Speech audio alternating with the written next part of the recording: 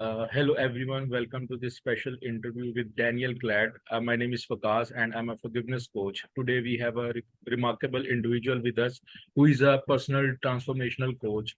He is on a mission to empower busy professional men over 40 to let go of stress, anxiety, and frustration and embrace a life filled with freedom, peace, and happiness.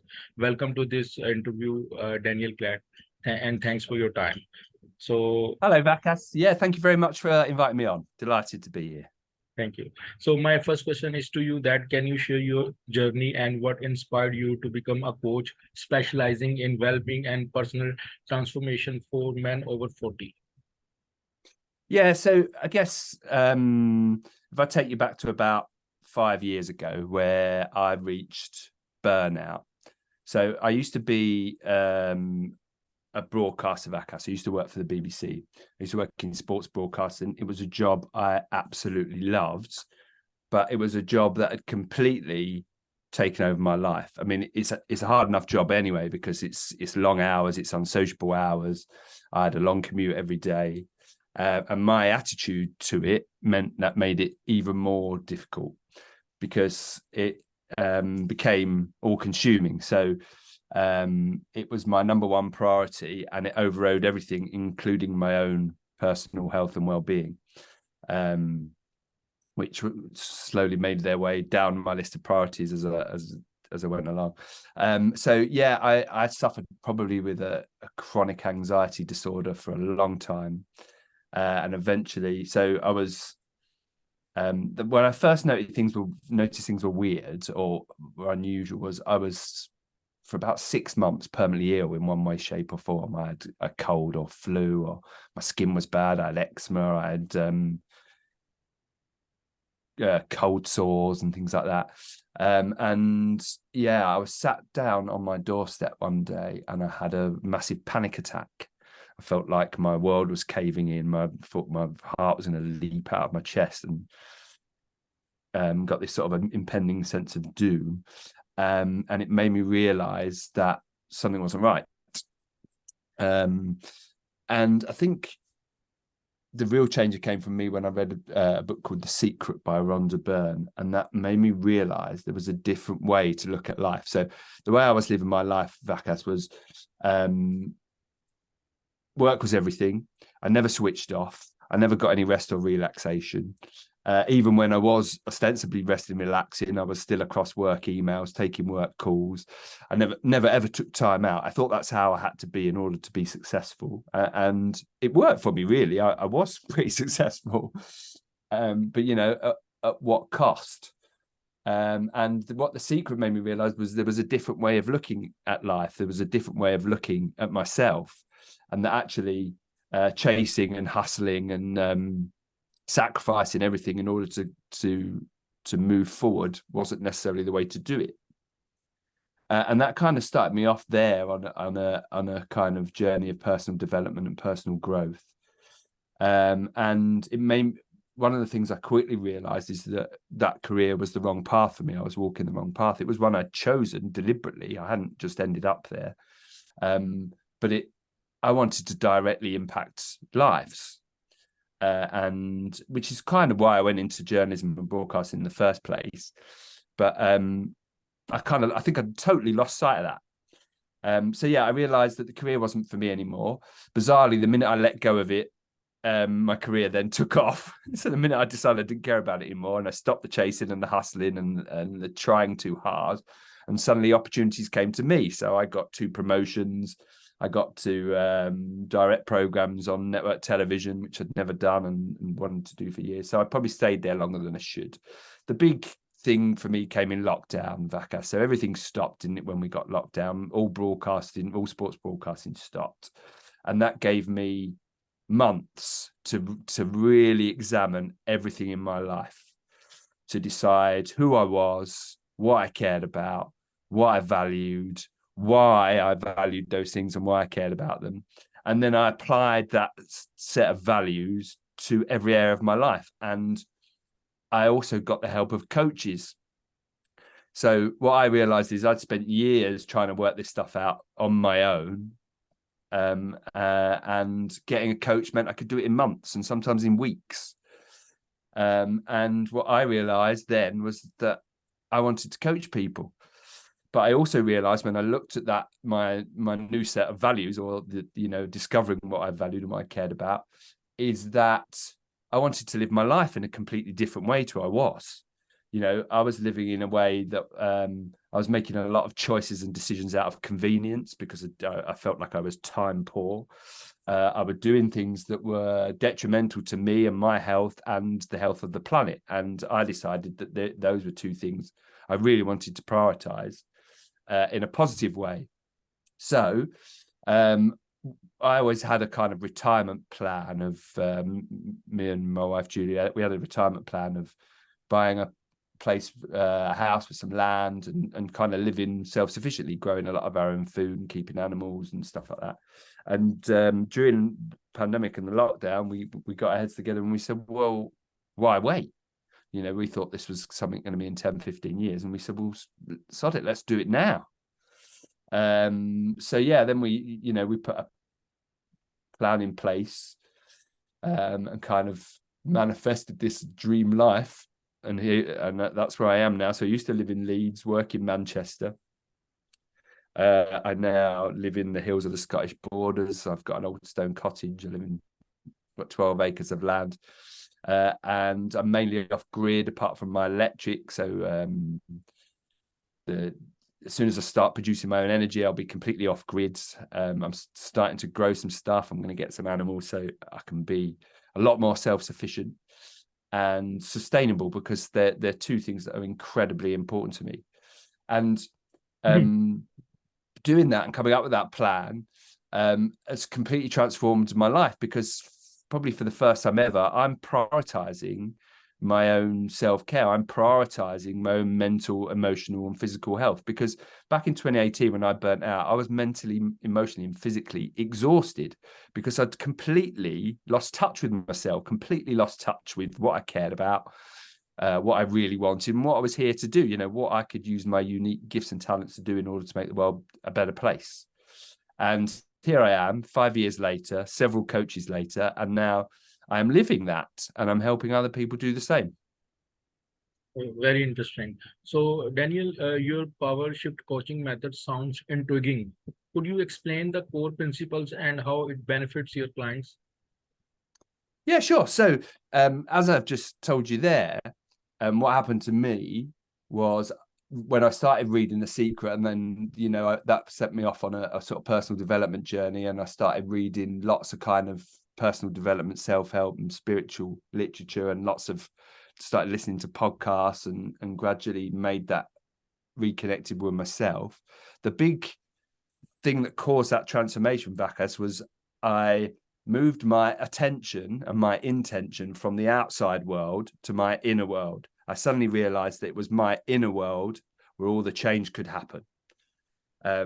Because, the major breakthrough I made was realizing that I wasn't a victim of my circumstances, that life wasn't happening to me, it was happening for me.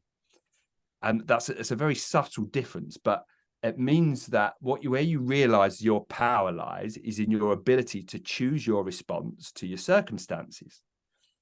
And the way you do that is by shifting your attention, your intention from the outside world to your inner world, as I just said. That's what the power shift method is. And it's actually a fairly simple process, because where your attention goes is where energy flows. So once you make that shift, once you realize the things that you care about, you can start working on your inner world in order to shift yourself, to shift your perspective, so you can prioritize the things that you care about. So you can arrange the views, opinions, and beliefs that form the lens through which you see the world in order to see the world you want to see, because we have the power to do that. We create our own reality with the narratives we tell ourselves in response to our circumstances. And if you put your attention on those narratives, which is your inner world, which is the stuff we tell ourselves, which is the things we believe, which is our views and opinions, none of those things are facts. They're all up for grabs. So if you put your attention on those things, you'll start to realize the ones that don't serve you, the ones that are not in alignment with the things you really care about, and the things you value and why. So yeah, that's kind of how that works. And what you do is, so it's your subconscious mind that runs the show. And when you put your attention and your intention to your inner world, it means you can consciously program your subconscious mind, because that we're programming our subconscious mind in every moment, Waqas. And if we're not doing it consciously, we're doing it unconsciously. And that way we end up taking on lots of views, opinions, and beliefs that don't serve us, that don't work for us. And when you shift like that, you do that power shift, you can change all that stuff. And that literally changes your reality. It changes how you experience life. Right.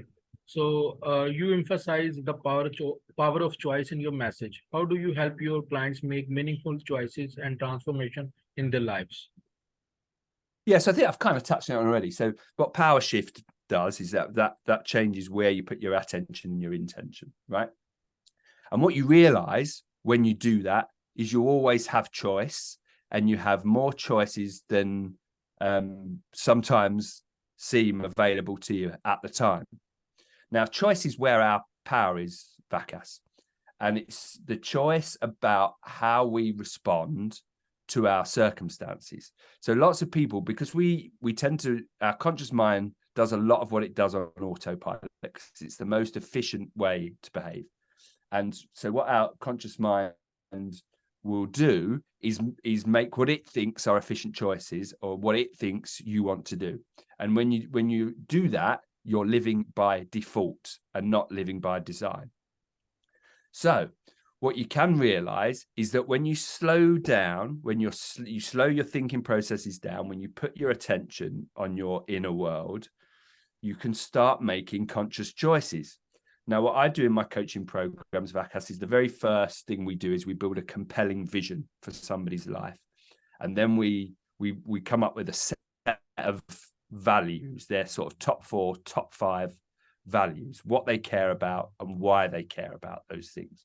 Now, once you're armed with that information, once you've got a vision for what you want to achieve and where you want to get to in your life, and once you understand what you care about and why, then you can make choices which align to those values, and decisions which align to those values. And that's an incredibly powerful thing, because it means that every step that you take, everything you spend your time, energy, effort, and money on is all going towards where you want to get to.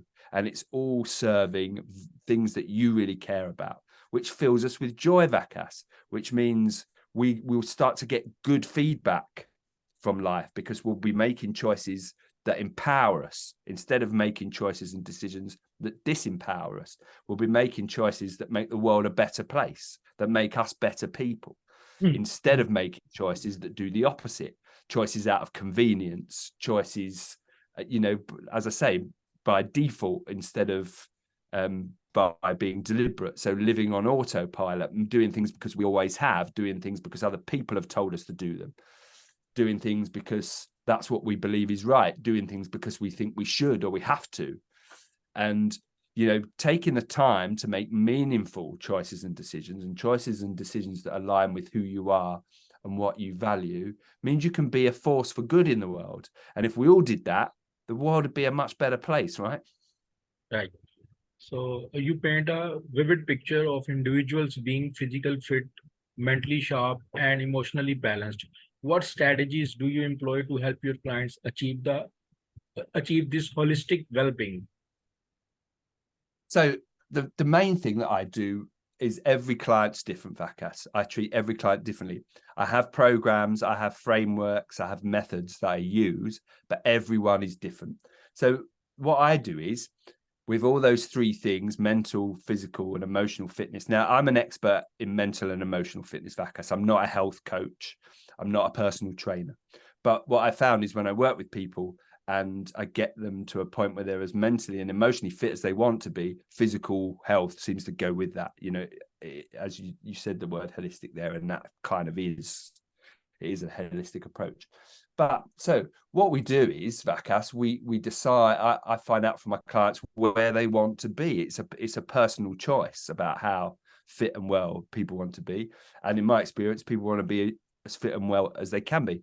And that means different things to different people, because some people will already be quite good and on top in some areas and not in others. So there's no one size fits all approach to it, Waqas, to be honest. But what I do is I find out where clients want, where clients are. We get clear on that, where they are at the moment, where they'd like to be, and then we work on making a plan to get them where they want to be.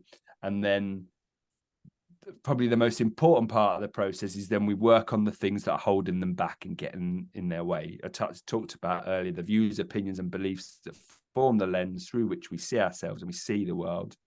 We examine all of those and we figure out which ones are causing us mental angst, which ones are meaning we're not processing our emotions properly. And a couple of things I kind of teach people along the way. And that's how to master your thoughts and emotions. The first thing that always blows people's mind is that we are not our thoughts and emotions. We are the witness of them. So we're not at the whims of them. We get to choose them. And I think getting people to understand their emotions and being a bit more emotionally literate and a bit more emotionally intelligent, so they can understand what they're for, and that they're fleeting, they come and they go, and that the big problem that we have with emotions is when we hold on to them, repress them, or fight them. And that little shift there in perspective of how people see themselves and how they feel normally provides a big transformation, because people stop taking their emotions to mean something about them, which is kind of what we seem to be trained to do in our culture. And in terms of mental fitness, again, it's looking at the things that impact that negatively. So things like stress, anxiety, frustration, irritation. And that all, again, comes from our views, opinions, and beliefs. It comes from, those things tend to come from us having expectations about how things or how people should be. And of course, very rarely does life live up to our expectations. And if we have very fixed ideas about how things should be, how the world should be, and how other people should be and should behave, we're going to come up against a lot of stress and frustration, because people and circumstances aren't going to be that way. And making that shift so people understand that having expectations doesn't help, people understand that life isn't fair, means we can have a lot of less stress and frustration and irritation in our lives. And when we get to that place and we can be a bit more present and we can be a bit more self-aware, that brings confidence and assurance and calm and peace of mind. And that is a better place to be making any progress from. That is a better place to making choices and decisions about your life, instead of being, in stress and frustration, which it clouds your judgment. It means you're filled with negativity quite a lot, and you'll be looking in the wrong places when you're trying to make change. Right. So many professionals struggle with self-sabotage. How do you guide them in overcoming self-destructive behaviors and thought patterns? Yeah, so we're all experts in self-sabotage, aren't we, Waqas? We all do it in one way, shape, or form. And self-sabotage tends to come from, so in my experience, humans suffer with, I think it's 4 things: lack of self-worth, lack of self-belief, lack of self-esteem, and lack of self-confidence. Now, we all suffer with those to one degree or another. And I work with some incredibly successful, brilliant business leaders and owners, Waqas. These are, high achievers, but yet they still suffer with those same things that everybody else does, right? And for instance, if we've got self-worth issues, now when we're suffering with those things, that it comes from being traumatized generally somewhere in our lives. Now, being traumatized doesn't necessarily mean you've been through something horrific, and sadly some people do in their formative years. It can be any form of conflict or confusion, particularly that happens to you when you're a child and you don't have the tools to really understand the world. So what happens is when we are children and we don't have that self-awareness that we have as adults, when things happen to us that cause that conflict or that confusion, we take that to mean something about ourselves or about the world, and we take on what's called a limiting or a disempowering belief about ourselves, that there's something wrong with us. Generally is what happens. So if in your adult life you've got this lack of self-esteem or you've got this lack of self-worth, you don't believe that you're enough. You don't believe that you're worthy. So if you don't believe you're worthy of good things, when an opportunity comes along for you to get good things, your subconscious mind will sabotage that opportunity, because that's what your subconscious mind thinks you want, because you've programmed it to say, I'm not worthy of this stuff. I don't deserve nice things. I don't deserve a lot of money. So when that opportunity comes, unconsciously, you will sabotage yourself. Right. So what you have to do to stop that is to shine the light on those things that are driving that self-sabotage, is looking at what's traumatized people in their childhood. What is the meaning they have taken about themselves or the world that isn't true? Because our subconscious mind thinks all these things are facts. It doesn't discern. So once you examine those things, you find out, and you can chase it back up the line. You find out what's triggered someone, what is the view, opinion, or belief that has led them to be triggered, and then you can change that. So, and once you work out which one of those four things it is, whether it's worth, belief, esteem, or confidence, then you can work on building that up. So you can put people's attention on the things that make them feel worthy, the things that build their self-esteem, that give them confidence. And it's a constant process, Waqas. It never stops. I've been working on myself for a good long time, and I know lots of people that have, and there's still this self-sabotage still shows up for them. I still sabotage myself and still find myself doing it. But I embrace it now because I see it as an opportunity to learn about myself, to learn what where I've taken some meaning that is false and that is causing me to behave in this way. And another good way of doing it is when you look at, because generally people realize eventually when their behavior and their habits are destructive and are not good for them. So when you go to change that, and that's often what I do with my clients, and I hold them accountable and I get very specific about how they're going to change it and what they're going to do instead, something will come up along the way. There'll be some resistance there to the change. And then what I do as the coach then is we'll lean into that resistance. Now that'll tell us what's going on in the background, what's going on in the subconscious mind. So we can then look at that, examine it, because putting attention on anything is so powerful. Putting awareness on anything, you put some attention and awareness on that, and sometimes it just dissolves almost by itself. And I think that's kind of how I deal with self-sabotage. Right. So, Daniel, can you share some insights into the habits and routines that have been particularly transformative for you and for your clients? Yeah. So, I mean, again, that's difficult, Waqas, because it's different for different people. Some people want different things out of life. Some people's idea of being physically and mentally fit is different from somebody else's. So it's hard to say because it's different in everybody. One of the habits I think most of my clients have taken on once working with me, which is really powerful, is journaling. So journaling is really helpful for getting your thoughts in order, for getting them out of your head and onto paper, because often things seem a lot worse when they're in our heads, and things are much more disordered when they're in our heads. So in order to get some order of your thoughts, in order to put some attention on them, you can also use journaling to switch your focus. If you're wanting to be more positive in your life, you can have a positivity journal. If you want more gratitude in your life, so you can focus on the things that you want more of, and that you're delighted to have, then you could do a gratitude journal.